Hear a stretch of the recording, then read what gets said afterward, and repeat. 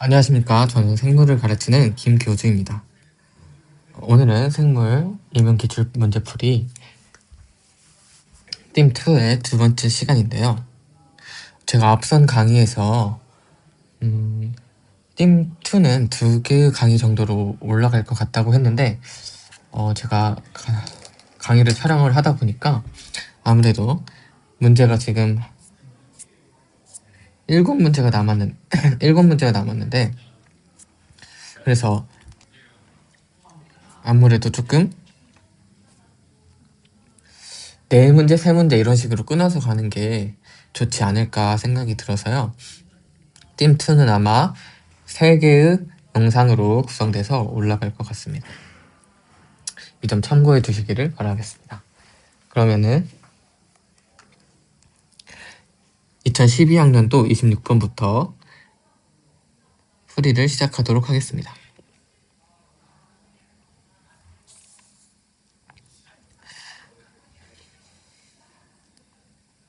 자, 2012학년도 26번 문항입니다.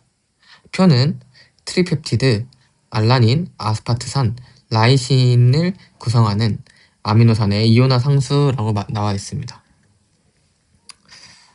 트리펩타이드라는 것은 우리 아미노산 3개로 이루어져 있는 아미노산 3개가 펩타이드 결합으로 이루어져 있는 이러한 단백질을 말합니다. 그래서 이러한 단백질들의 이온화 상수라고 지금 나와 있네요. 그래서 보면 알라닌은 어떠한 장기를 가지고 있냐면 소수성 알기, 메틸기를 가지고 있으니까 소수성 알기를 가지고 있다고 할 수 있겠습니다. 아스파트산은 어떻죠? 그렇죠.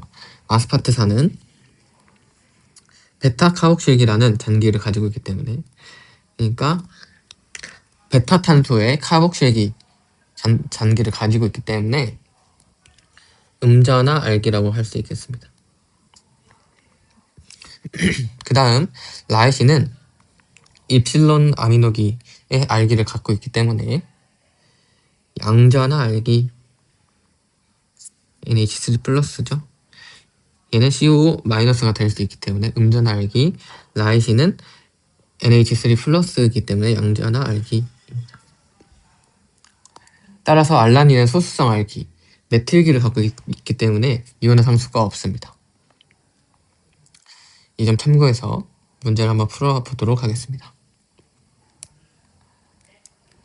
이 트리펩티드의 이온화에 대한 설명으로 옳은 것만을 보기에서 있는 대로 고르라고 문제에서 주었습니다.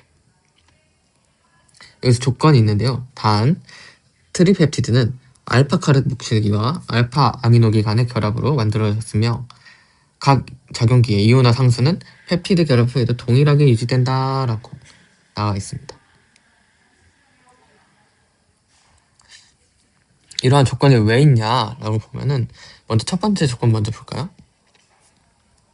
2019학년도 A형을 보면 어떻게 되냐면 똑같이 3개의 아미노산으로 이루어진 글루타사이온이라는 트리펩티드를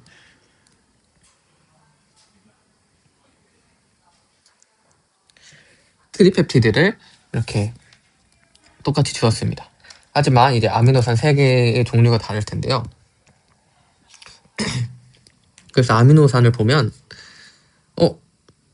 알파탄소에 알파 아미노기와 알파 카르복실기가 있습니다. 근데 여기 펩티드 결합이 있는 것으로 보아 지금 여기 있는 CO 여기 원래 있었어야 됐던 카르복실기는 아하 알기에서 온 감마 카르복실기구나 를 알 수 있습니다. 그럼 이 글루타사이온을 보면 알기에 카르복실기가 있으면 펩티드 결합을 할 수도 있겠네 라고 생각이 듭니다. 그러면 우리 평균적으로 이제 이러한 문제를 등전점 구하는 문제라고 하는데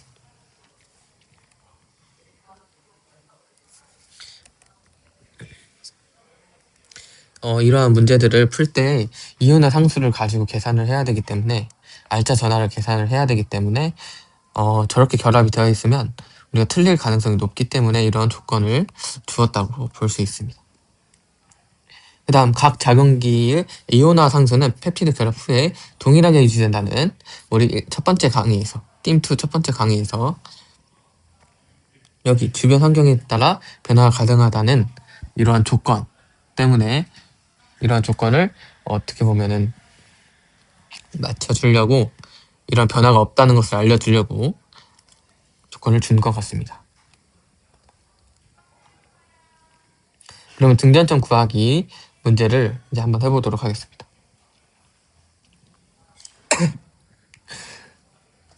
이렇게 이온화 상수를 줬다는 것은 등전점을 구하기 위함인데요. 그래서 등전점 구하기 제가 한번 공식 이게 아무래도 등전점 구하는 그러한 문제가 지금 오늘 풀어드릴 팀2에서는 두 개의 문제가 있는데요. 사실 피트에도 문제가 좀 있고 그렇기 때문에 등점점 구하는 거를 좀 연습할 필요가 있긴 한 것 같아요. 그리고 많은 선생님들이 이러한 등점점 구하는 방법을 어려워하십니다. 그래서 등점점 구하기 제가 특강을 하나 찍을까도 생각을 하고 있어요. 그래서 일단은 등점점 구하기 공식에 대해서 알려드리겠습니다. 첫 번째로는 등점점 구하는 공식 첫 번째 단계로는 1단계 구조식을 작성한다입니다. 구조식 작성입니다. 그래서 어떻게 하냐?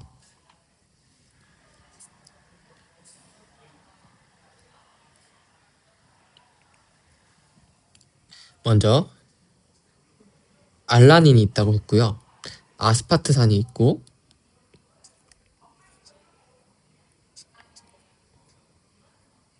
그다음에 라이신이 있다고 했습니다.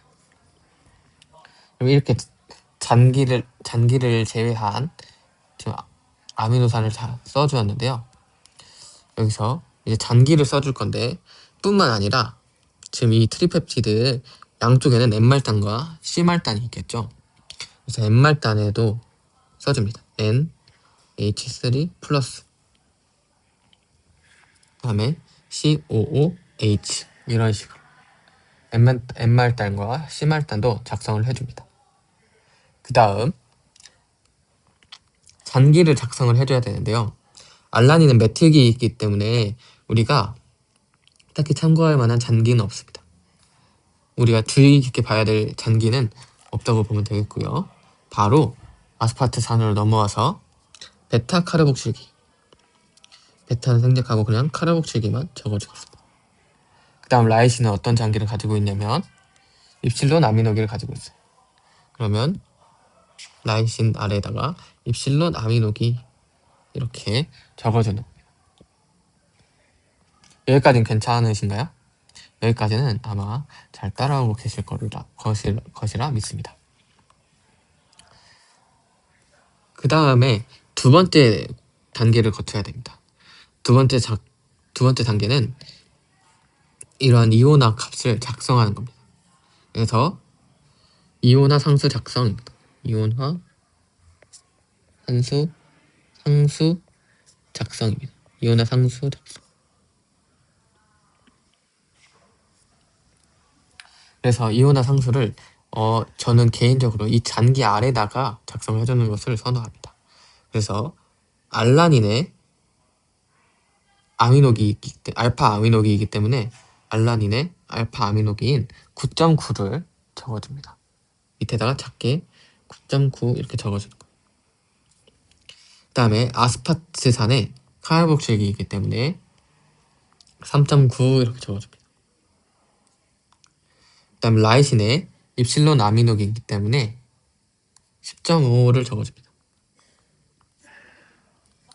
그 다음 라이신의 알파 카르복실기이기 때문에 라이신의 알파 카르복실기는 2.2입니다. 이렇게 이온화 상수를 우리 작성해 주었습니다. 그 다음 등전점 구하기 공식 3단계는 무엇이냐면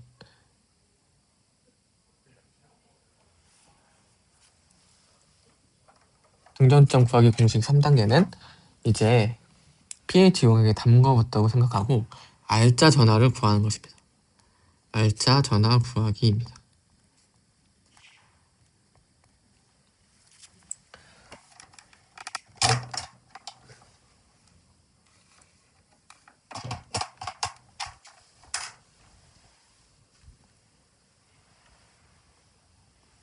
자, 그래서 알짜 전하를 어떻게 구하냐? 이걸 보면 우리 pH 용액, 일정한 pH 용액에 이 트리펩티드들을 막 넣었다고, 여러 개의 트리펩티드들을 막 넣었다고 생각하고 한번 구해보는 거예요. 그래서 첫 번째는 pH 1인 용액에, 이렇게 pH 1인 용액에 막 트리펩티드들을, 이 점 하나가 트리펩티드입니다. 이 트리펩티드들을 넣었다고 생각해보는 거예요.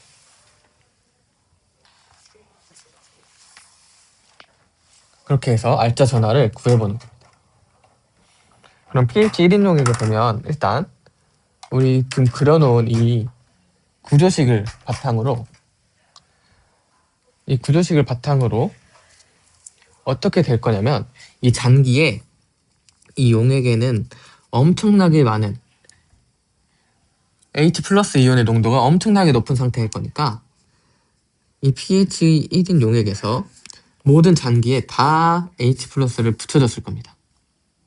모든 잔기에 붙을 수 있는 모든 잔기에 H 플러스 이온을 붙여줬다고 생각을 하는 겁니다. 그러면 지금 이러한 그림이 되겠죠? 여기까지 아시겠나요? 그러면 이렇게 다 H가 붙었다고 생각하고 알짜 전하를 한번 작성을 해보겠습니다. 그러면 먼저 알파 아미노기, 알라닌의 알파 아미노기는 플러스 1의 알짜 전하를 가질 거고요. 그 다음 아스파트산의 베타 카르복실기는 0의, 아시겠나요? 0의 전하를 가질 겁니다. 그 다음 라이신의 입실론 아미노기는 플러스 1의 전하를 띨 거고요. 그 다음에 라이신의 알파 카르복실기는 0의 전하를 띨 겁니다. 따라서 알짜 전하를 넷이라고 써볼까요? 알짜 전하는 플러스 2가 되죠. 그럼 그 다음에 어떻게 해야 되냐?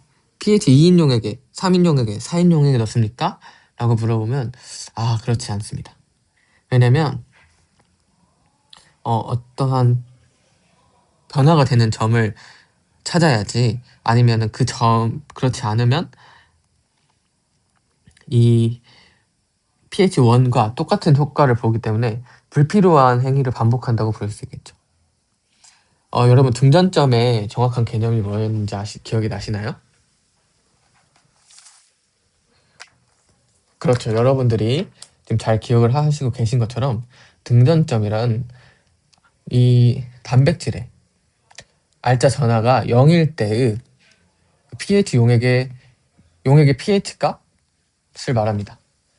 그래서 알짜 전하가 0인 이제 pH인 거예요. 그래서 그 점을 PI 값, 등전점이라고 하고, 우리는 이 알짜 전하가 0에 가까운 두 값을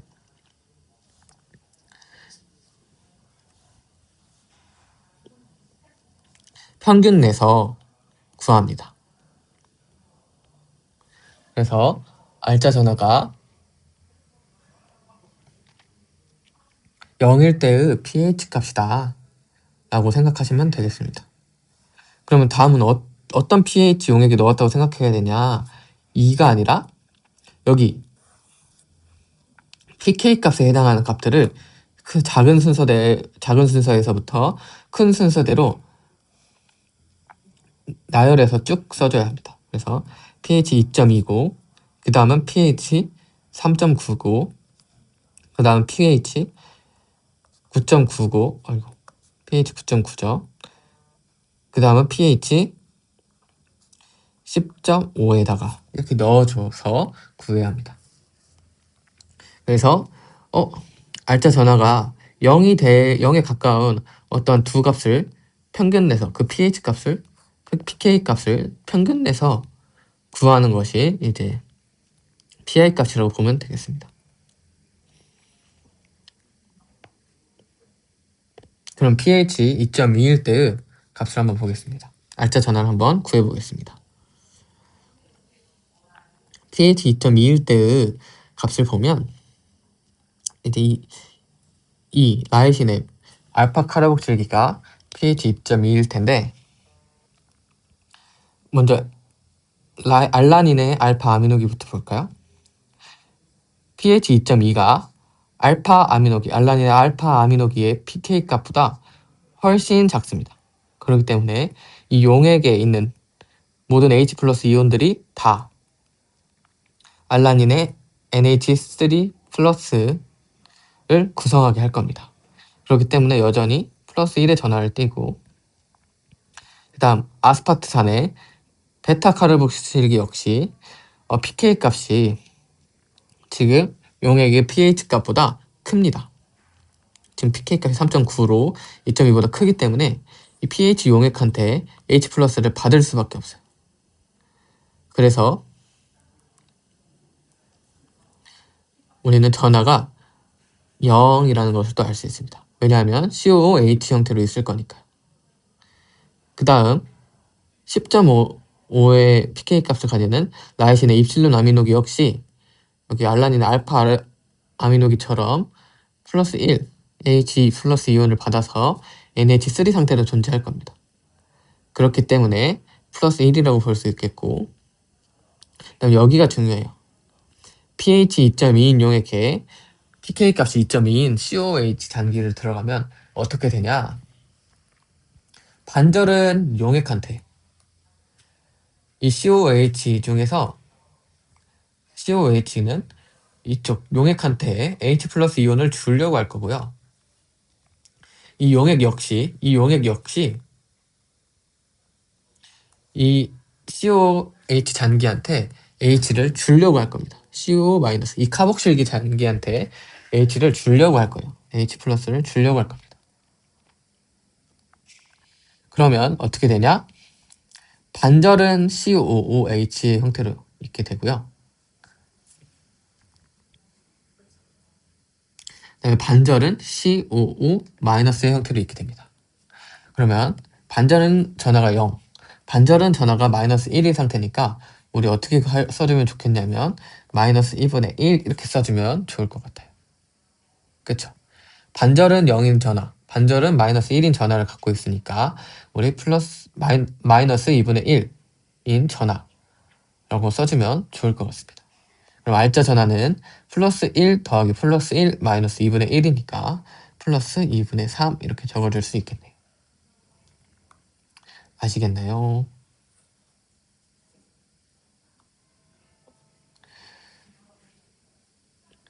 자, 그러면 다음 pH 값을 볼까요? 다음 pH 값은 3.9입니다. 그러면 역시 알라닌 알파 아미노기는 H 플러스 이온을 받아서 NH3 플러스의 값을 띌 테니까 플러스 1이라고 써줄 수 있겠고요. 그 다음에 아스파트산의 COH는 아까 여기 라이신의 알파 카르복실기를 했던 것과 같이 pH 값과 pK 값이 같기 때문에 여기는 마이너스 2분의 1 여기처럼 똑같은 상황이라고 볼 수 있겠죠. 그래서 마이너스 2분의 1 이렇게 써줄 수 있을 겁니다. 라이신은 지금 pH 값보다 pK 값이 훨씬 크기 때문에 H 플러스를 이렇게 받을 거예요. 그래서 역시 NH3 플러스 상태로 있을 것이기 때문에 우리는 플러스 1 이렇게 써줄 수 있습니다. 그 다음 pH 3.9인 용액에 pK 값이 2.2인 카복실기 잔기를 넣으면 이번에는 카복실기 잔기의 pK 값이 pH 값보다 작기 때문에 여기에 있는 H가 이렇게 이동할 거예요. 용액으로. 그러면 다 CO- 형태일 거예요. 여기는 전체 다 CO- 형태일 거기 때문에 마이너스 1 써줄 수 있겠습니다. 그러면 알짜 전하는 플러스 2분의 1 이렇게 써줄 수 있겠네요. 다음으로 pH가 9.9인 용액의 알짜 전하를 구해보겠습니다. 카복실기들을 보면 이제 다 pK 값들이 3.9와 2.2로 용액의 pH 값보다 훨씬 작습니다. 훨씬 작기 때문에 카복실기 잔기들에서 다 H 플러스 이온들을 용액으로 보내줄 거예요. 평형을 맞춰야 되니까. 그렇기 때문에 CO- 형태로 둘 다 존재할 겁니다. 따라서 CO- 형태로 전부 다 존재할 테니까 마이너스 1, 마이너스 1 이렇게 될 겁니다. 라이신의 입실론 아미노긴 어떻죠? 10.5로 pK 값이 여전히 pH 용액보다 큽니다. 그렇기 때문에 용액에서부터 H 플러스 이온을 받아서 NH3 플러스의 상태를 유지할 거예요. 그러면 여기는 플러스 1 써줄 수 있겠죠. 그 다음 pH 9.9인 용액은 이 pK 값이 9.9인 이 아미노기를 만났을 때 어떻게 되냐면 여기서 했던 거와 비슷하게 용액에서는 아미노기에게 H 플러스 이온을 주려고 할 거고, 그 다음에 이 아미노기에서도 용액한테 H 플러스를 주려고 할 거예요. 그러면 반절은 NH3 플러스 상태로 존재할 거고 반절은 NH2 상태로 존재할 거기 때문에 반절은 플러스 1의 전하를 띄고요. 반절은 0의 전하를 띄게 될 겁니다. 그래서 이네 둘을 평균 낸 플러스 2분의 1 이렇게 작성할 수 있겠죠. 그러면 전체 알짜 전하는 마이너스 2분의 1 이렇게 됩니다. 그러면 우리는 지금 PI 값을 구하려고 이렇게 열심히 한 건데 PI 값은 알짜 전하가 0일 때의 pH 값이라고 생각하면 된다 했어요. 알짜 전하가 0일 때의 pH라고 생각하면 되는데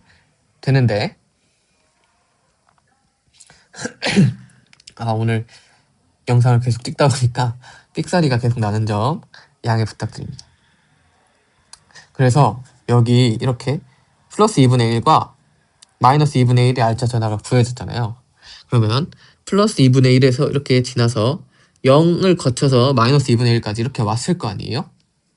그렇기 때문에 우리는 여기 사이의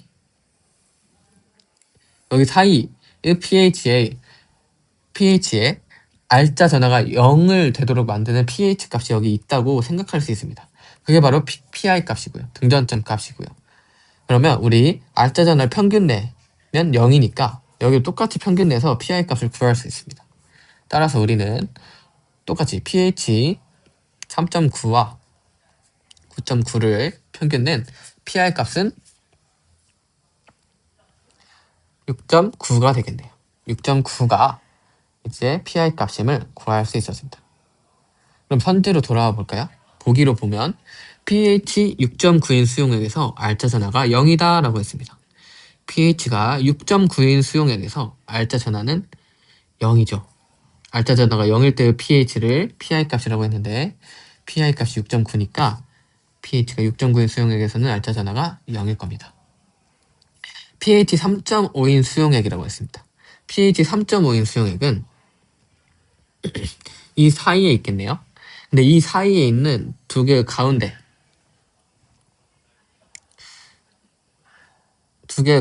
한 3.05 정도 되나요? 3.05 정도 될 텐데 3.5는 오히려 이쪽에 좀 더 가깝습니다. pH 3.9 쪽에 좀 더 가까워요. pH 3.5는 그렇기 때문에 알짜 전하가 플러스 1이려면 pH 값이 3.01 정도 돼야 되는데 지금 pH 3.5는 그거보다는 조금 더 크겠죠. 플러스 1보다는 조금 더 클 거예요. 그렇기 때문에 리은은 틀린 보기입니다. 자, 그 다음에 pH가 4.0인 수용액에서 두 가지의 이온화된 형태가 10대 1로 존재한다 라고 했습니다. 그러면 pH가 4.0은 이 3.9와 엄청 가깝게 있을 거예요. 3.9와 엄청 가깝게 있기 때문에 그쵸? pH 차이가 얼마 안 나기 때문에 비슷한 양상을 띌 겁니다. 비슷한 양상을 띌 거예요. 그러면 좀 걸리적거리는 걸를 치우고 보면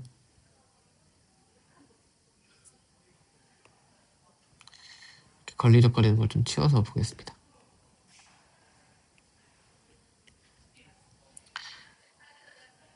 자, pH 4라고 했으면 아까 말했듯이 여기 이 구간과 pH 3.9와 매우 유사한 전하 양상을 띌 거예요.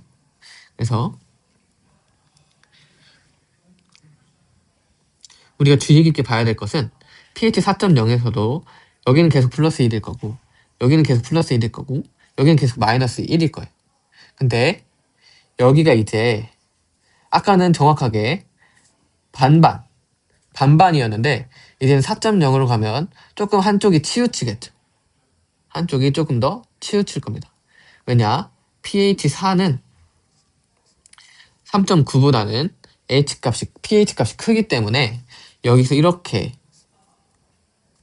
이 카복실기에서 이렇게 H 플러스를 줄 거거든요. 그러면 CO 마이너스 형태가 조금 더 많을 걸로 유추할 수 있어요. 얼마만큼 많을지는 유추할 수 없지만 얘가 조금 더 많을 거다, CO 마이너스 형태를 조금 더 띌 거다 라고 유추를 할 수 있습니다. 그러면 우리 이 값을 어떻게 구할 수 있냐면 pH 값 존재하죠. 그 다음에 pK 값 존재하죠. 우리는 이 COH를 기준으로 핸더슨 하셀바리식을 써줍니다. 우리는 지금 여기 베타 카르복실기에 대해서 이렇게 쓰면 헷갈리니까 베타 카르복실기라고 할까요? 베타 카르복실기에 대해 핸더슨 하셀바리식을 쓰겠습니다.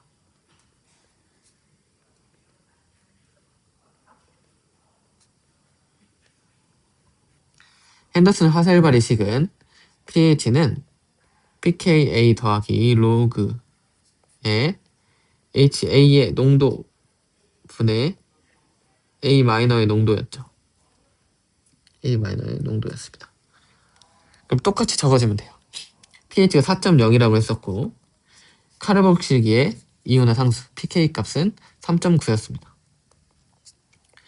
그 다음에 로그 우리는 COOH 잔기와 COO 마이너의 잔기를 보고 있습니다. 그러면 얘를 넘겨서 구하면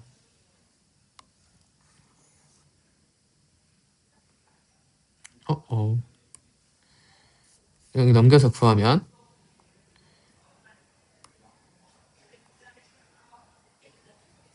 로그 COH 농도분의 CO 마이너스 잔기의 농도는 0.1임을 알 수 있었고요. 여기 10이 생략되어 있으니까 얘네 COH 농도분의 COO 마이너의 농도는 10의 0.1이다 라는 이렇게 식이 도출될 수 있겠네요. 이렇게 도출이 된다면 이렇게 구할 수 있으니까 우리는 CO 마이너스 잔기의 농도가 COH 농도보다 10의 0.1배 더 많다라고 볼 수 있습니다. 알겠나요? 그러니까 COH의 개수에 10의 0.1승배를 해줘야 얘가 나온다. 우리는 이렇게 알 수 있겠네요. 그러면 여기서 10대 1로 나온다는 틀린 말이죠. 10의 0.1배, 10의 0.1대 1로 나온다. 그러면 맞는 말이었겠지만 10대 1, 10배라고 했으니까 틀린 보기가 되겠습니다. 그래서 정답은 1번이 되겠네요. 그래서 우리 2012학년도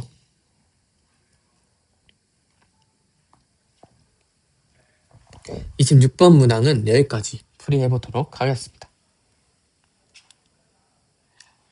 자, 2014학년도 A형 12번 문항입니다. 이걸 잠깐 치우고 할게요. 자, 2014학년도 A형 문항입니다. 자, 다음은 단백질 A부터 F가 섞인 혼합물을 분리하는 실험이라고 말을 했습니다. 그래서 자료를 읽어보면 표는 단백질 A부터 F의 분자량과 등전점을 나타낸 것이다.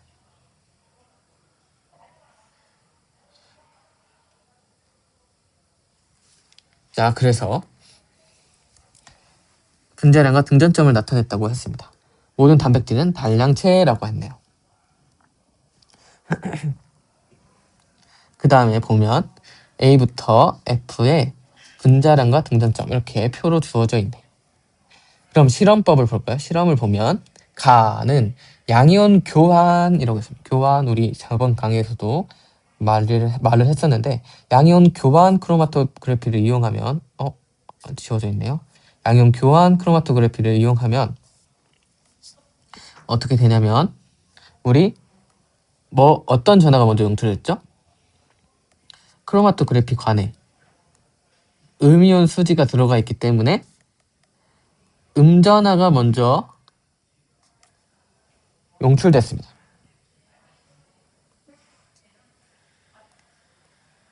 기억하시나요? 왜냐면 이렇게 용액을 흘려보냈을 때 음전하를 띠는 애들은 이렇게 달라붙기 때문에, 플러스를 띠는 애들은 이렇게 달라붙기 때문에 마이너스를 띠는 애들이 먼저 나갑니다. 그래서 음전하가 먼저 용출된다는 것을 알 수 있겠고, 그럼 여기 먼저 나오는 애들은 음전하, 나중에 나오는 애들은 양전하라고 볼 수 있겠네요. 그래서 우리는 이 음전하를 먼저 용출된다는 말을 다른 말로 PI 값이 어떨수록 작을수록 먼저 용출된다라고 할 수 있습니다. 그 이유는 앞에서 설명을 했듯이 대부분의 pH 용액보다 PI 값이 작으면 PI 이 용질에서 pH한테 용매로 H 플러스 이온을 주기 때문에, H 플러스 이온을 주면 자기는 어떻게 돼요? 플러스가 나간 거니까 마이너스가 되죠. 그래서 음전하를 띠게 되는 겁니다. 이건 저번 시간에 설명을 했고요. 그래서 나를 이어서 읽어보면 시험관 30부터 20번까지 시료를 분석한 결과 30을 한 이 정도로 잡고 120을 이 정도로 잡겠습니다. 그 결과 단백질 AF가 모두 존재했다. 여기부터 여기까지 AF가 다 존재. 근데 시험관 80부터 120번까지 시료를 모아서 전기 영동으로 분석하여 3가지 종류의 단백질이 존재함을 확인해야 돼요. 아하, 그러면 PI 값이 작은 3개, 여기는 PI 값이 상대적으로 큰 3개를 써주면 되겠네요. 그러면 PI 값이 큰 3개를 골라볼까요? 큰 3개를 골라보면 7, 8, 7.5 이렇게 될 것 같아요. 큰 거 3개를 골라보면. 그래서 우리는 B, C, F가 여기에 속할 거라고 생각할 수 있습니다. 이렇게 하지 말고 이렇게 하겠습니다. B, C, F가 여기에 속할 거라고 예상할 수 있겠네요. 그 다음에 라를 읽어보면 다의 시료를 농축하여 겔 여과 크로마토그래피로 단백질을 분리하였다고 했습니다. 그러면 겔 여과 크로마토그래피는 어떤 순으로 먼저 용출을 했냐면, 크기가 어떨수록, 그쵸, 크기가 클수록 먼저 용출됐어요. 크기가 클수록 먼저 용출됐다는 것은 분자량이 크다는 뜻이겠죠. 분자량이 클수록 먼저 용출된다. 그럼 이제 이 중에서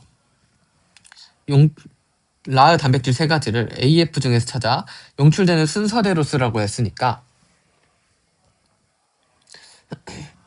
정답은 이 순으로 분자량이 크네요. 그러니까 분자량이 클수록 먼저 용출된다고 했으니까 F, C, B 순이다 이렇게 적어주면 될 것 같습니다.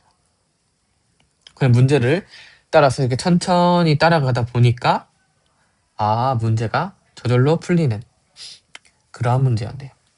2014학년도 A형 12번 문항 풀이는 여기까지 하도록 하겠습니다.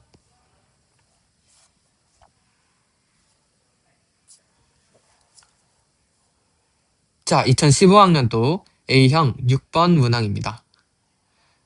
자, 문제를 한번 읽어보면 다음은 단백질 A의 시스테인 잔기와 이황화 결합의 개수를 알아보기 위한 실험이다 라고 지금 자료를 주었네요. 시스테인 단기는 이렇게 쭉 있다가 마지막에 SH 기를 갖죠. 그래서 SH 지금 SH 기를 갖고 있다는 것이 특징입니다. 이 SH 기를 갖고 있으면은 두 개가 만나면 이렇게 SH 이렇게 두 개의 장기가 만나면 이황화 결합을 할 수가 있어요. 이렇게 결합이 이 두 개가 만나서 이황화 결합이 일어날 수 있습니다. 그래서 이황화 결합의 개수를 알아보기 위한 실험이라고 주어돼요. 그러면 대조군과 실험군을 비교하면서 실험 방법을 한번 관찰을 해볼게요. 자, 대조군과 실험군 모두 A를 트립신으로 처리했대요. 트립신은 염기성인 라이신과 그 다음에 아르기닌을 C말단을 절단했죠.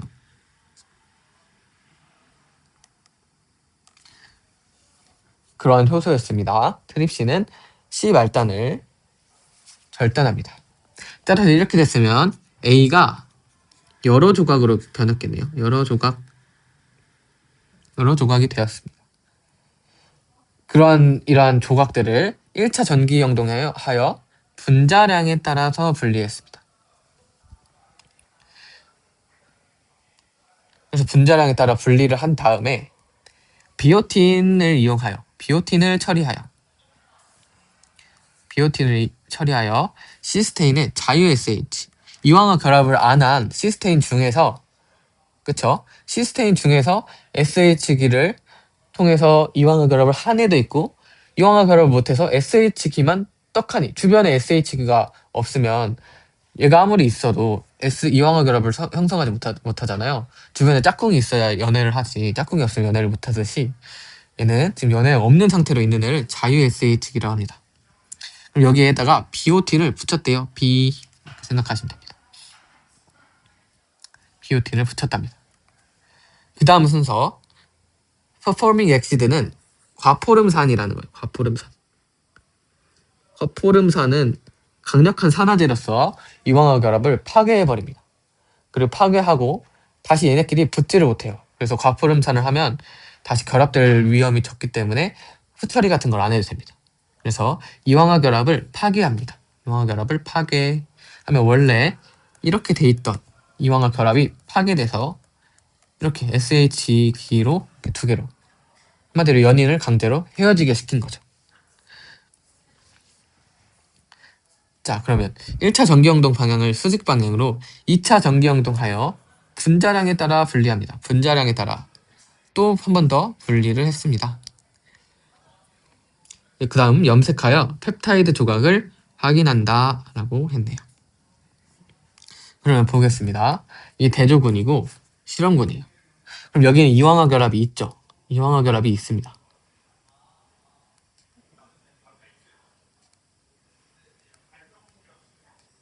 여기는 없어요. 과포름산의 처리 여부에 따라서 달라지기 때문에 한번 봤습니다. 자, 그러면 자세하게 한번 비교를 해볼게요. 자, 1번, 2번, 3번까지는 똑같이 있네요. 근데 4번이 조금 달라요. 4번이 올라갔네요. 4번이 올라갔습니다. 그 다음 4번이 올라갔고요. 5번은 그대로 있는 것 같고 6번이 내려간 것 같아요. 6번이 내려간 것 같습니다. 그럼 6번은 빨간색으로 내려간 것 같은데 두 개로 갈라졌어요. 그쵸? 두 개로 갈라진 것 같아요. 두 개로 갈라진 것 같은 것을 지금 확인할 수 있었습니다. 그 다음 7번은 그대로 있는 것 같고 8번이 지금 갈라진 것 같아요. 그쵸? 아닐까요? 8번이 원래 여기 있었어야 되는데 두 개로 갈라진 것 같습니다. 하나, 두 가지로.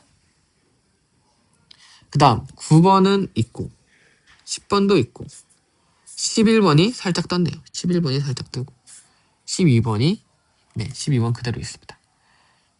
그러면 우리 살짝 뜬 거를 다른 검은색으로 표시해 봅시다. 검은색. 자, 그러면 일단 이렇게 떴다는 것은 분자량이 증가를 했다는 거잖아요. 대조군에 비해서 실험군에서 지금 떴다.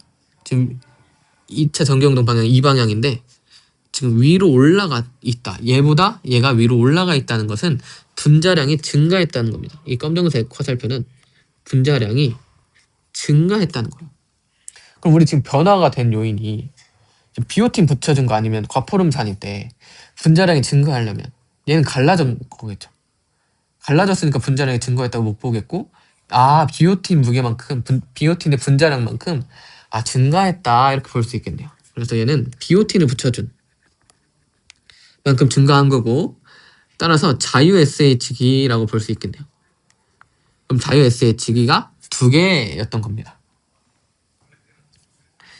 그래서 자유 SH기는 2개. 그 다음 아래로 내려간 빨간색을 한번 볼까요? 빨간색을 내려간 애들은 다 특징이 뭐였냐면 이렇게 2개로 갈라지는 현상을 보였어요. 그럼 뭘까요? 그쵸. 여러분들이 예상하신 대로 SH, SH 이렇게 나뉘어져서 어떻게 보면은 이 아미노산들이 분리가 된 거죠. 펩타이드들이 분리가 된 것을 알 수 있습니다. 그래서 그러면은 얘네 2개가 이황화 결합해서 이 점을 이뤘던 거고 얘네 2개가 이황화 결합해서 이 점을 이뤘던 거네요. 아하, 그러면 SH기는 1개, 2개, 3개, 4개가 있었네요. 이황화 결합은 2개 있었고요. 그러면 시스테인 장기수는 최소 하나, 둘,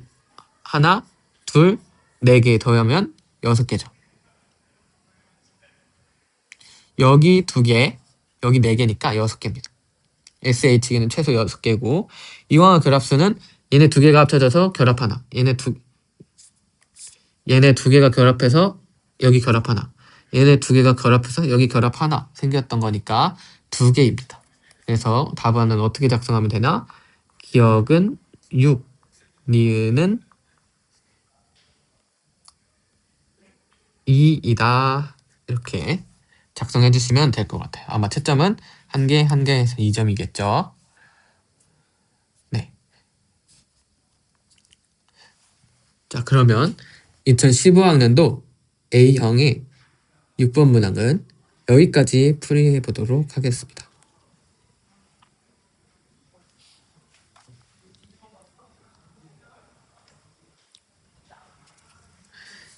자, 2017학년도 A형 문항을 풀이해 보도록 하겠습니다. 다음은 2종류의 트리펩티드, 우리 트리펩티드 많이 보네요. 트리펩티드 기억과 니은, 그리고 이 트리펩티드를 구성하는 아미노산 작용기 이온화 상수 나오면 뭐 생각하라고 했어요? 혹시 등전점 구하나? 등전점 구하나? 라고 생각을 할 수 있다고 했어요. 근데 이런 걸 주는 걸 보니까 등전점을 구하는 것 같기도 하고 여기 문제에 직접적으로 등전점이라고 언급을 해주었네요. 등전점이라고 언급을 해주었어요. 그래서 이거는 등전점 구하는 문제이구나 라고 예상을 하고 등전점 구하기 공식을 써야겠네 생각하고 가시면 됩니다. 그럼 등전점 구하기 공식을 제가 갖고 왔어요. 그래서 등전점을 한번 다시 구해볼 겁니다. 그럼 우리 아까 해봐서 어렵지는 않을 텐데 이게 익숙하지 않으면, 연습이 많이 돼 있지 않으면 뭐가 뭘 구하고 뭘 평균되고 이게 헷갈리거든요. 플러스 2분의 1, 마이너스 2분의 1 이게 헷갈립니다. 그래서 추가적으로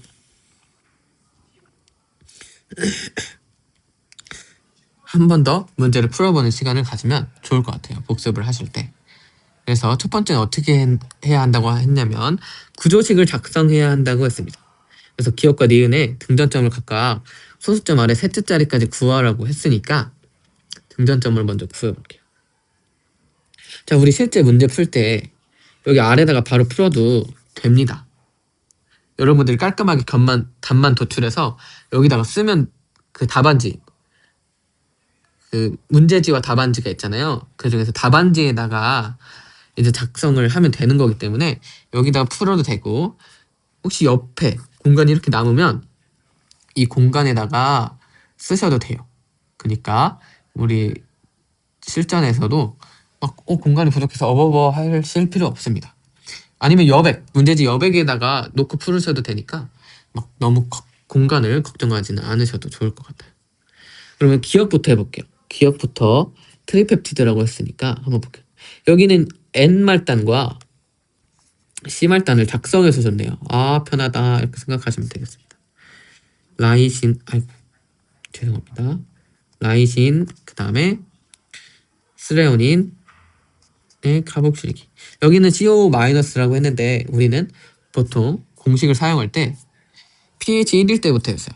근데 H가 다 붙어 있다고 생각해야 우리 처음에 이렇게 감 잡기가 편하거든요. 그래서 우리는 원래 하던 방식대로, 여기서 준 방식 말고 원래 하던 방식대로 COH 이렇게 잔기를 작성, C말단과 N말단을 작성해 줄 거고, 구조식 작성해서 이제 잔기를 작성해 줄 겁니다. 그래서 글라이신은 소수성 알기를 갖고 있기 때문에 없습니다. 그래서 따로 신경 안 쓰셔도 되고요. 이제 아미노기만, 알파 아미노기만 신경을 쓰시면 되겠죠. 그 다음에 라이신은 아까처럼 입실론 아미노기를 갖고 있습니다. 입실론 아미노기를 갖고 있기 때문에 10.53 이렇게 쓸 수 있겠습니다. NH3 플러스고 이온화 상수 작성까지 해버리면 10.53 이렇게 쓸 수 있겠네요. 그 다음에 스레오닌 역시 알기가 딱히 중요하지 않기 때문에 이 이온화에 중요하지 않기 때문에 넘어가고, 이 스레오닌의 카복실기만 보면 됩니다. 그러면 여기선 잔기가 봐야 될 잔기가 하나, 둘, 세 개, 작용기가 봐야 될 작용기가 세 개이기 때문에 아까보다는 조금 더 쉬울 수도 있겠네요. 간편할 수도 있을 것 같다는 생각이 들어요. 그러면 이제 이온화 상수를 적어줄 겁니다. 2번 단계 이온화 상수 작성에서 글라이신의 알파 아미노기는 9.60입니다. 9.60입니다. 그 다음에 라이신의 입실론 아미노기는 10.53이라고 작성을 했고요. 그 다음에 스레오닌의 알파 카복실기는 2.11입니다. 2.11입니다. 그러면 우리 이온화 상수까지 작성을 해봤고요. 3번 알짜 전화 구하기를 해보면 우리 평소에라기보다 아까 문제 풀었던 것처럼 pH 1 하고 여기다가 알짜 전화 넷 해서 구하시면 되죠. 그래서 알짜 전화 pH 우리 1일 때, pH 1일 때 그려보면 되겠습니다. pH 1일 때는 얘 모두 pK 값이 pH 1보다는 크기 때문에 pH 1인 용액에서 이렇게 하나, 둘, 용액에서 여기 용액에서 하나, 둘, 세 개 다 H 플러스를 다 싹 다 붙여준다고 생각하시면 되죠. 그래서 다 H 플러스를 붙여준다고 보면 되기 때문에 여기는 NH3 플러스 상태일 거고, 여기도 NH3 플러스, 여기는 COH 상태일 거예요. 그러면 여기 세 개 다 플러스가 붙었다고 생각해서 쓰면 되니까 플러스 1, 플러스 1, 0 해서 알짜 전화는 플러스 2 이렇게 써줄 수 있을 겁니다. 그 다음에 pH 2보라고 했나요? 아니죠. pH 2 아니죠. 이 이온화 pK 값, 주어진 잔기들의 pK 값 중에 작은 것부터 순서대로 구하라고 했어요. pH 2.1인 용액에 1인 용액에 넣었을 때, 일단 pH 9.60의 용액에 넣었을 때, 그 다음 pH 10.53의 용액에 넣었을 때 이렇게 해서 구하시면 되는 거예요. 그러면 pH 1일 때를 봤으니까 pH 2.11일 때를 볼까요? pH 2.11일 때는 먼저 글라이신의 알파 아미노기는 그쵸, pK 값이 2.11보다 훨씬 크기 때문에 H 플러스를 받습니다. 그 다음 10.53의 pK 값을 갚는 라이신의 입실론 아미노기 역시 마찬가지죠. H 플러스를 둘 다 받기 때문에 플러스 1, 플러스 1 이렇게 써줄 수 있습니다.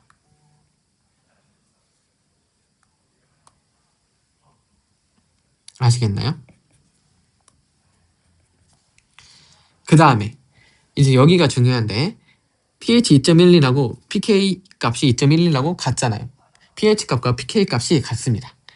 그렇기 때문에 반절은 용액에서 카복실기로 H 플러스를 주고, 여기 H 플러스 카복실기 역시 용액한테 H 플러스를 줄 거예요. 그럼 이럴 때는 어떻게 된다 했죠? 그렇죠.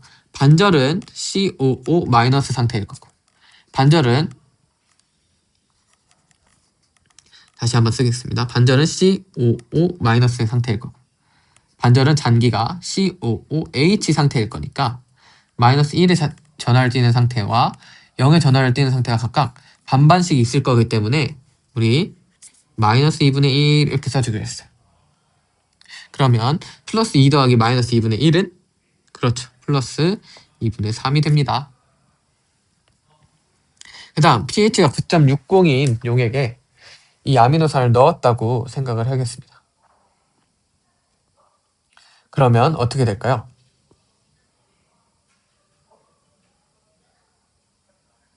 자, NH3 플러스는 글라이신의 알파 아미노기는 pK 값과 용액의 pH 값이 같기 때문에 여기 아미노기한테 H 플러스 주고 이 NH 플러스 아미노기가 용액한테 이렇게 H 플러스를 전해줄 겁니다. 그러면 반절은 NH3 플러스 상태로 있을 거고요. 반절은 NH2 상태에 있을 거예요. 그래서 반절은 플러스 1의 플러스 1의 전하를 띨 거고, 반절은 0의 전하를 띨 거기 때문에 반반이라고 하면 플러스 2분의 1 이렇게 써줄 수 있을 것 같습니다. 아시겠나요?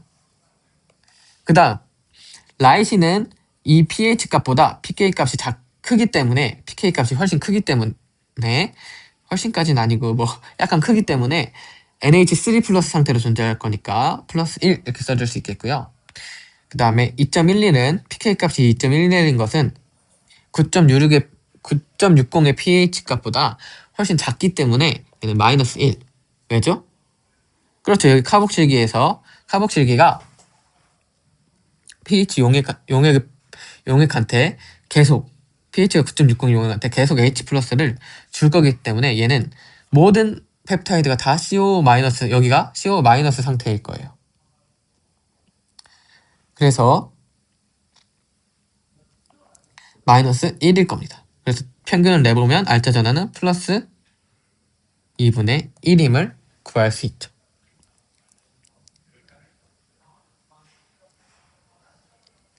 아시겠나요? 잘 따라오고 있으신가요?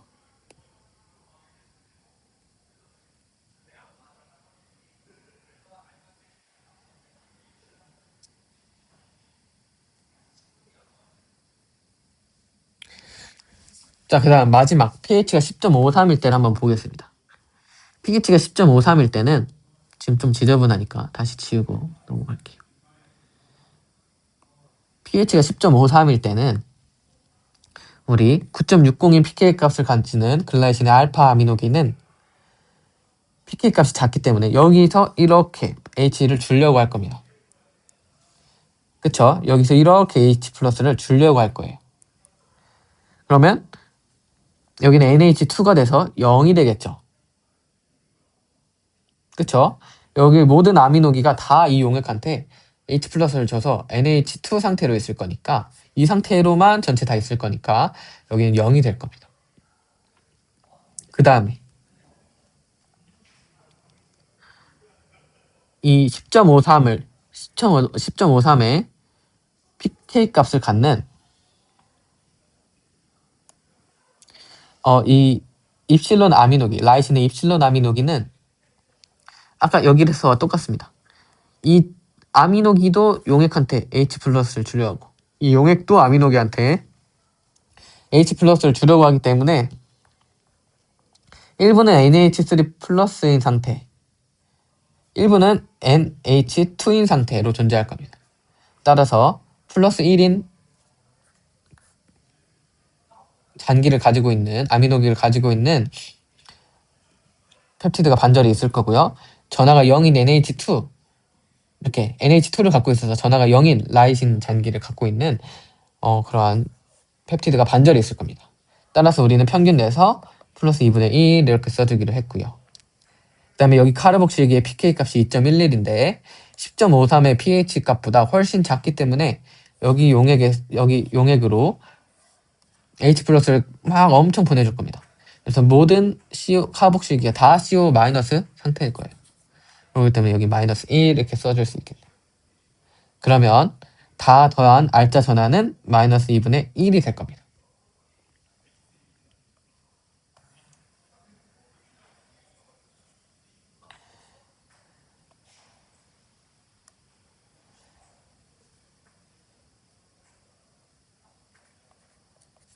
자, 그러면 우리 이제 구할 수 있겠죠, 등전점을.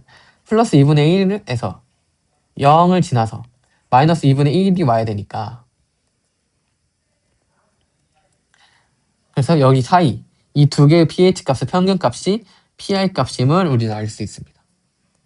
따라서 2분의 9.60 더하기 10.53을 평균을 내면 어떻게 되냐면 기억의 pI 값은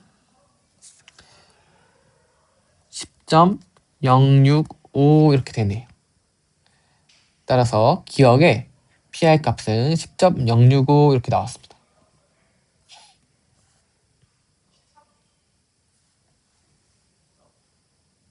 그럼 이제 니은의 pI 값을 한번 구해볼까요?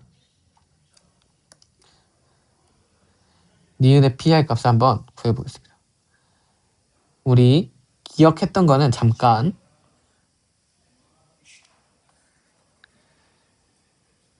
옆으로 밀어볼게요.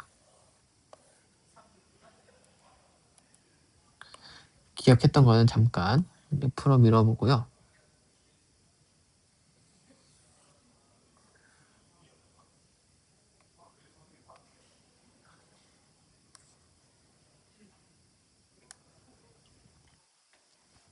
우리 이제 니은을 한번 구해보겠습니다.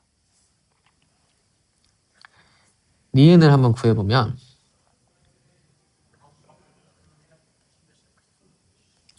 니은은 트리펩티드가 어떻게 되어 있냐면 다시 1번부터 써보는 거예요. 1단계부터 하면은 H3N, NH3에 플러스 그 다음에 아스파트산, 그 다음에 스레오닌, 그 다음에 발린, 그 다음에 카르복실기인데 우리는 COH 이렇게 써주기로 했죠. H를 다 붙여서 써주기로 했습니다.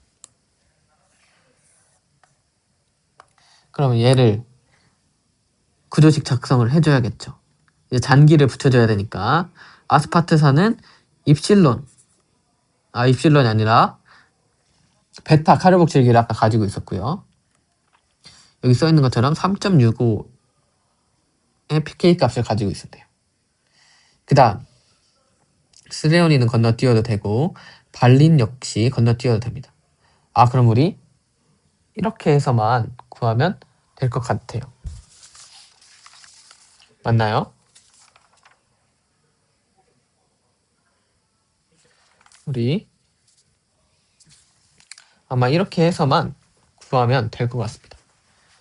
그러면 아스파트산의 알파 아미노기를 찾아보면 9.60이네요. 9.60 써주면 되고 발린의 카르복실기, 알파 카르복실기를 써주면 발린의 알파 카르복실기는 2.32입니다. 2.32 이렇게 해서 이온화 상수까지 작성을 끝냈습니다. 그럼 3단계 알짜 전화 구하기를 해보면 우리는 pH 1인 용액에 넣었다고 생각을 해보는 거예요. 그 다음에 넷 알짜 전화를 구할 겁니다. pH 1인 용액에 이 펩티드를 넣었다고, 트리펩티드를 넣었다고 생각해보면 먼저 아스파트산의 알파 아미노기는 플러스 1의 전화를 갖죠. 자, pH 1인 용액에서는 다 H가 붙습니다. pH 1이 워낙 강력하게 pH 값이 낮기 때문에 모든 작용기에 다 H 플러스를 줬을 거예요. 그래서 이 그림과 같은 상태일 겁니다. 그렇기 때문에 얘는 플러스 1, 얘는 0, 얘도 0 이렇게 해서 알짜 전화가 플러스 1 이렇게 쓸 수 있을 겁니다. 그 다음 pH가 2를 쓰라고 했나요? 아니죠. pK 값을 작은 순부터 순서대로 쓰라고 했으니까 2.32 이렇게 쓰면 되겠고 그 아래는 그렇죠. pH가 3.65 이렇게 쓰면 되겠고 그 아래는 pH가 9.60 이렇게 쓰면 되겠습니다. 그래서 pH 2.32일 때를 보면 두 곳은 여기는 여전히 pK 값이 pH 값보다 큽니다. 그렇죠? pH 용액의 pH 값이 pK 값보다 더 작아요. 2.32로 더 작기 때문에 위에 pH 1일 때랑 똑같이 얘랑 얘 둘 다 H가 다 붙어있는 상태라고 보시면 됩니다. 그 다음 pH가 2.32인 이 카복실기일 때는 앞에서 지금 계속 많이 했던 것처럼 이 카르복실기에서도 H 플러스를 주려 하고 이 용액에서도 카르복실기한테 H 플러스를 주려고 합니다. 그래서 이 발린의 알파 카르복실기는 COH인 상태 반 전하는 0을 띠죠. 그다음에 COO 마이너스인 상태 반일 겁니다. 전하는 마이너스 1을 띱니다. 얘네 둘의 평균을 내면 마이너스 2분의 1 이렇게 쓸 수 있겠죠. 마이너스 2분의 1 그러면 여기 잘못 썼죠. 죄송합니다. 여기가 0이죠. 0. 죄송합니다. 정정하겠습니다. 그러면 pH 2.32일 때의 알짜 전하는 플러스 2분의 1이 될 거예요.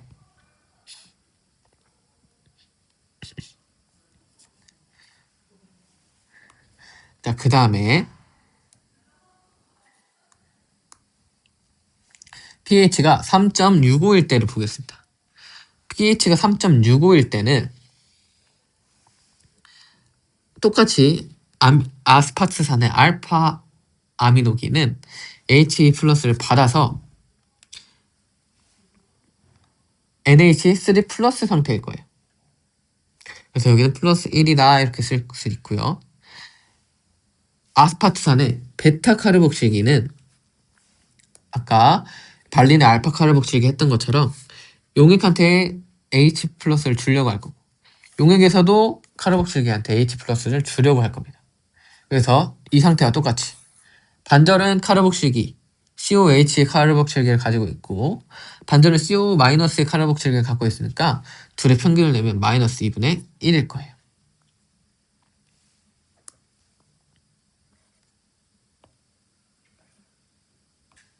그 다음 발린의 알파 카르복실기를 보면 발린의 알파 카르복실기는 pK 값이 이 pH 값보다 작아요. 그렇기 때문에 여기서 이렇게 H 플러스를 보내줄 겁니다. 모든 이 발린의 알파 카르복실기가요. 그러면 얘는 마이너스 1 계속 모두 다 CO 마이너스 상태로 있을 거니까 마이너스 1 이렇게 써주면 되겠습니다. 그러면 pH 3.65일 때 알짜 전하는 마이너스 2분의 1 이렇게 써줄 수 있겠습니다. 그러면 플러스 2분의 1을 거쳐서 0이 되고 마이너스 2분의 1이 될 것이기 때문에 얘네 둘의 평균을 내면 PI 값이 나오겠다라고 생각할 수 있습니다.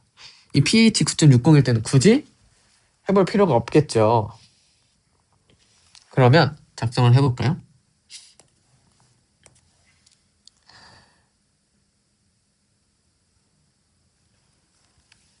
평균을 내보면 니은의 PI 값은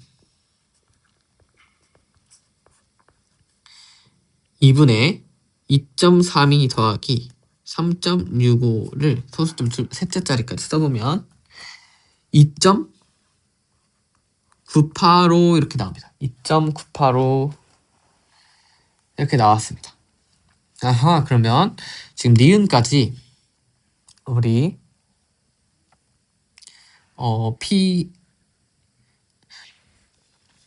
PI 값을 구해봤네요. 그러면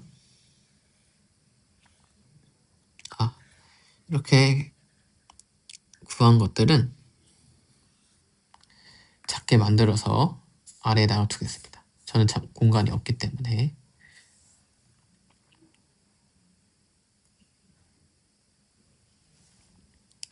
자, 그럼 이제 답안을 한번 작성을 해보는 시간을 갖도록 하겠습니다.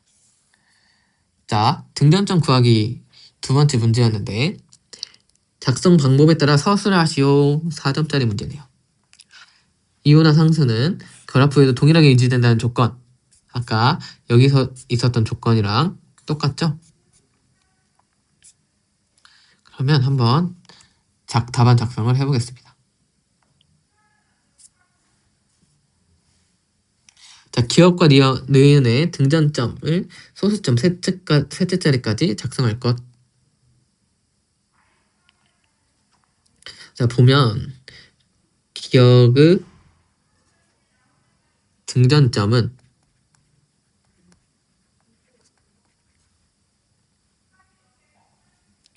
10.065, 니은의 등전점은 2.985이다. 이렇게 적어주면 될 것 같습니다. 그래서 이거를 잘 써야겠죠. 그 다음 두 번째 문제를 보면, 두 번째 조건 작성 방법을 보면, 기억을 pH 5인 전기장에 둘 때, pH 5인 전기장이라고 했습니다. 양극과 음극 중 어느 극으로 이동하는지를 쓰라고 했습니다. 근데 그뿐만 아니라 어디로 이동하는지 쓰는 게 하나. 그 다음에 그 근거를 각 작용기에 그 근거를 각 작용기의 이온화 상태를 고려하여 제시하라고 하는 게 두 번째 조건입니다.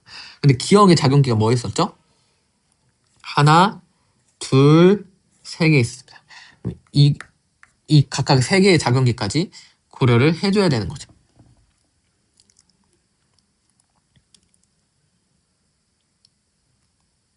그러면 예상해보건대 예일점 어디로 이동하는지 0.5점, 각 작용기 이온화 상태 0.5점씩 해서 총 여기 2점, 여기 2점 이렇게 되지 않을까, 그냥 한번 추측만 해봅니다. 자, 그러면 기억을 다시 한번 볼까요? 기억을 좀 다시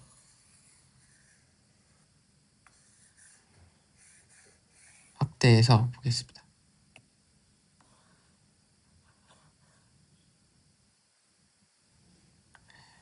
자, 기억을 확대해서 한번 보면 pH가 5인 용액에 넣는다고 했어요. pH가 5인 용액. pH가 5인 용액에 넣으면 지금 좀 지저분하긴 하지만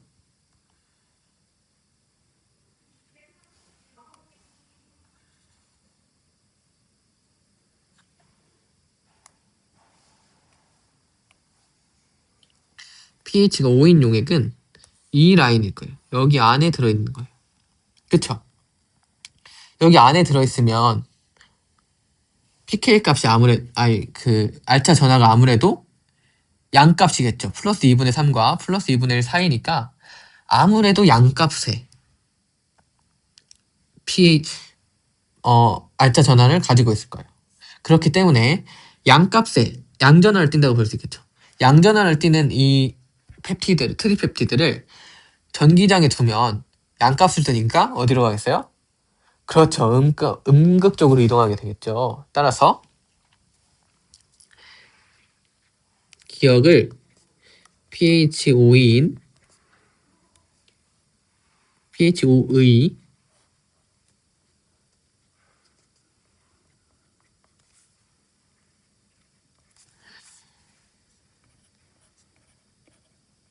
전기장에 두면 pH 5의 전기장을 두면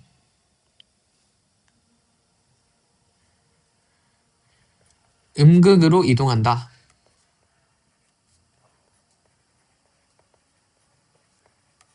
이렇게 하나 적어줄 수 있겠네요. 그 이유도 적어줘야겠죠. 그 이유도 적어줘야 합니다. 근거를 쓰라고 했으니까 근거는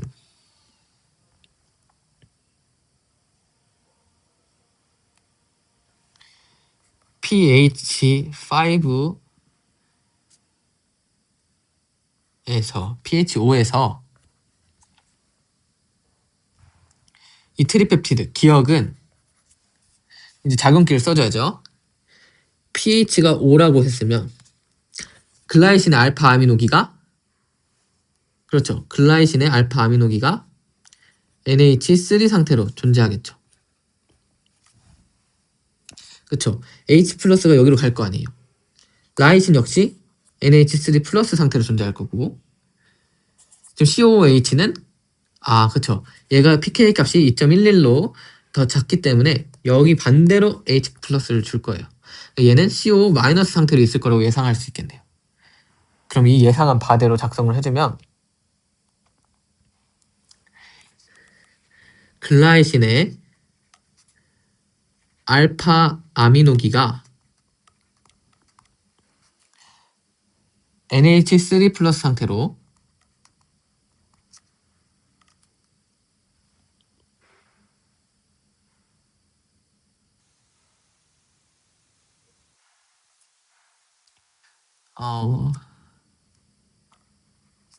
이온화된 상태이다. 근데 저는 좀 문장을 이어서 쓰는 거를 이 생물 이명 답안지에서는 조금 이어서 쓰는 걸 좀 좋아하는 편이라 좀 이어서 써보면 상태이고 왜냐면 근거는 하고 작성하는데 근거는 뭐뭐이다 하고 좀 이어서 쓰면 저는 뭔가 이상한 느낌이 들더라고요. 제가 뭐 국어 쪽으로는 뭐 잘하는 편은 아니지만 제가 그냥 읽기에 조금 어색함이 들어서 저는 바로 이어서 쓰는 편입니다. 따라서 또 어떻게 쓰냐면 라이신은 입실론 아미노기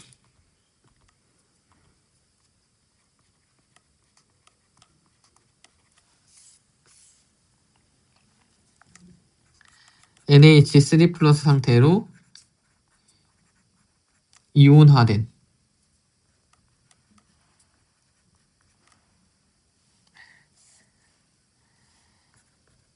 상태이며 누구죠? 스레오닌. 스레오닌은 알파 카복실기가 CO 마이너스로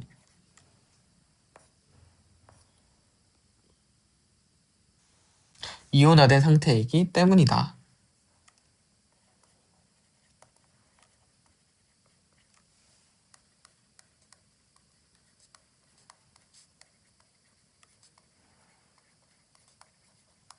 그쵸?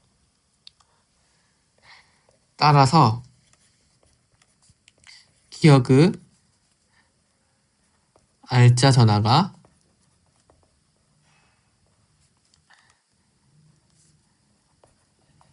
양전하를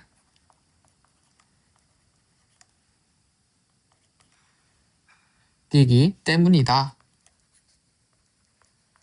띄기 때문에 뭐 음극으로 이동한다.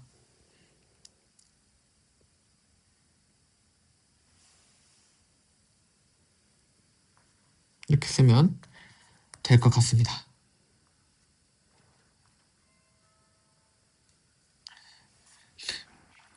조금 복잡하죠. 하지만 음극으로 이동한다. 얘네 있어야 되고 그다음에 각각 아미노기에 카복실기에 이온화된 상태 잔기를 써줘야 됩니다. 그래서 하나, 둘, 셋, 넷, 다섯, 여섯 가지 조건이라고 해야 될까요? 이런 것들을 잘 써주는 게 좀 중요한 문제였던 것 같습니다. 자, 그러면 2017학년도 A형 13번 문항은 여기까지 풀이하도록 하겠습니다.